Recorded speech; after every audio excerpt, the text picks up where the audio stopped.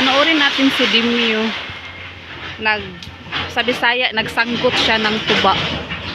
Yan o. Yan. Kukunin na niya yung tuba. Yan si Dimyo. Aakyat na si Dimyo. Maingay dito kasi yung bakho. Oh. Nakikita niyo yung bakho? Yung bakho. Bakho na sa kabila. Tapos ako dito, titingnan ko si Dimyo kung paano niya kukunin yung tuba.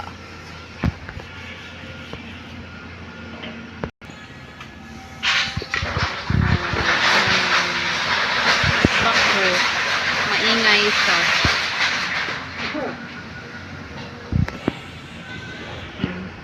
Akyat na si Dimyo. Kukunin na niya yung tuba niya. Tingnan natin siya kung paano niya kukunin yung tuba.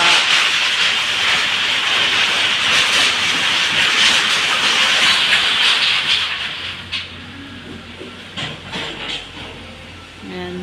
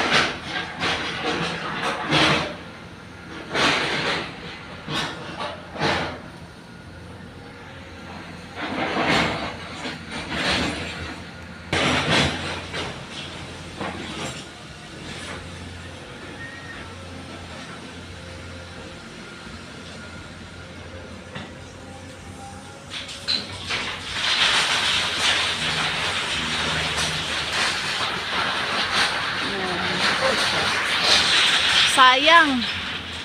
Maraming tuba nakuha ni Dimyo. Pababa na si Dimyo, madala na siyang tuba. Ayan. Dala na niya yung tuba. At may matamis na tuba na dala si Dimyo.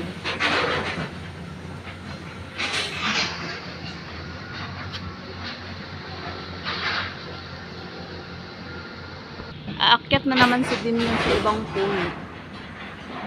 Ayan siya, oh.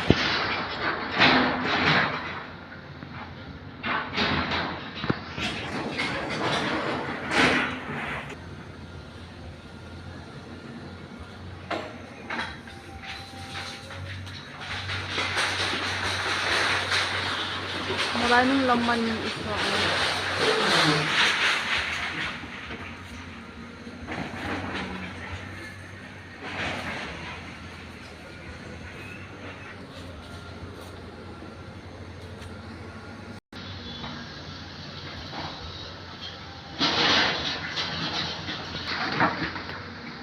Tapos, kukuha tayo ng baso para tikman yung tuba niya.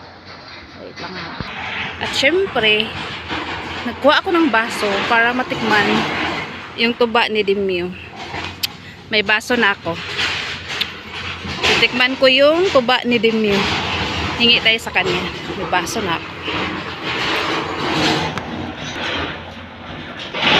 Hingi tayo ng tuba ni Dimyo.